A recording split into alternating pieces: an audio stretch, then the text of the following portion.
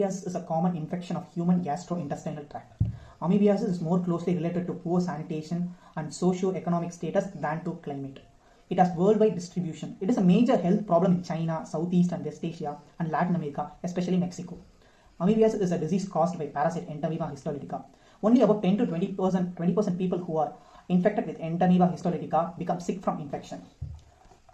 These symptoms include the clinical spectrum ranges from asymptomatic infection, diarrhea and dysentery to fulminant colitis and peritonitis, as well as extraintestinal amoebiasis. Acute amoebiasis can present as diarrhea or dysentery with frequent and small, often bloody stools. Chronic amoebiasis can present with gastrointestinal symptoms with fatigue, weight loss and occasional fever. Extraintestinal amoebiasis can occur if parasite spreads to other organs, most commonly the liver, where it causes amoebic liver abscess. Amoebic liver abscess presents with fever, right upper quadrant, abdominal pain. Other organs can also be involved, including pleuropulmonary, cardiac, cerebral, renal, genitourinary, peritoneal and cutaneous sites. In developed countries, amoebiasis primarily affects migrants from and travelers to endemic regions, men who have sex with men and immunosuppressed individuals. Amoebiasis is caused by parasite Entamoeba histolytica. Several protozoan species in the genus Entamoeba colonize humans, but not all of them are associated with this disease. It exists in two forms, vegetative and cyst forms. Trophocytes multiply and encyst in colon. The cysts are excreted in stool and are very infective to humans. Cysts remain viable and infective for several days in fecals, water, sewage and soil in the presence of moisture and low temperature. The transmission of amoebiasis mainly occurs via few of the following routes. Transmission occurs via fecal oral route, either directly by person to person contact or indirectly by eating or drinking fecally contaminated food or water. Sexual transmission by oral rectal contact is also recognized, especially among homosexual males. Vectors such as flies, cockroaches and rodents can also transmit the infection. The incubation period for Entamoeba histolytica is commonly around 2 to 4 weeks but may range from few days to years. The use of night soil for agriculture purpose favors the spread of this disease. Epidemic or outbreaks, diseases that would be expected in community or region during a given time are usually associated with sewage and seepage into the water supply. The diagnosis. Entamoeba histolytica must be differentiated from other intestinal protozoa. Microscopic identification of cyst trophocytes in the stool is a common method for diagnosing Entamoeba histolytica. Differentiation is based on the morphologic characteristics of cysts and trophocytes. In addition, Entamoeba histolytica trophocytes can also be identified in aspirates or biopsy samples obtained during colonoscopy or surgery. Immunodiagnosis, antibody detection. Immunodiagnosis. Enzyme immunoassay is most useful in patients with extraintestinal disease, such as amoebic liver abscess, when organisms are not generally found in stool examination. Indirect heme agglutination. If antibodies are not detectable in patients with an acute presentation of suspected amoebic liver abscess, a second specimen should be drawn 7 to 10 days later. If the second specimen does not show seroconversion, other tests should be considered detectable. Entamoeba histolytica specific antibodies may persist for years after successful treatment, so the presence of antibody does not necessarily indicate the acute or current infection. Antigen detection. Antigen detection may be useful as an adjunct to microscope diagnosis in detecting parasites and to distinguish between the pathogenic and non-pathogenic infection. Molecular diagnosis. Conventional polymerase chain reaction (PCR) in reference diagnosis laboratories.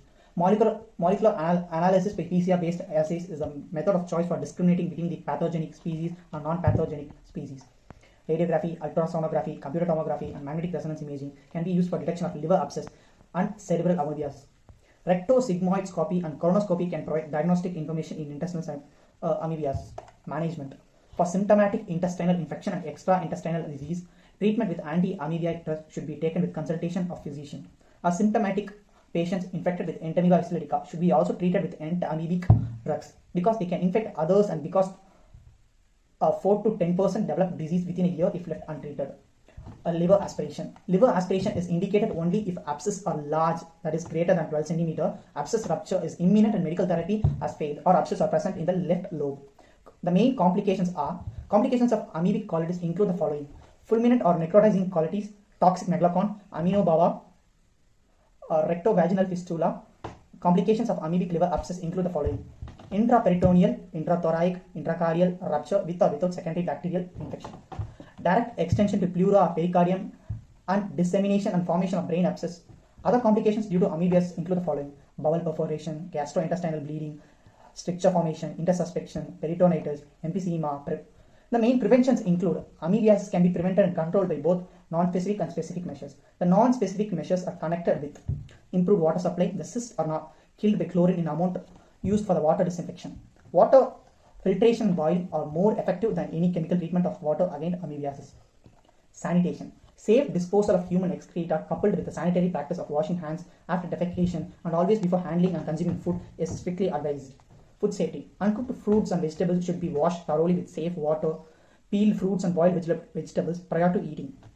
Measures should also include the protection of food and drink from flies and cockroaches and the control of these insects carriers. Who pass systems are also involved in handling food, whether at home, at street, at stalls, or at catering establishments, should be actively detected and treated since they are major transmitters of amoebiasis. Health education of public as well as health personnel at all levels about sanitation and food hygiene is very important. Elementary hygienic practices should be propagated and constantly reinforced in schools, healthcare units, and at home through periodic campaigns using mass media.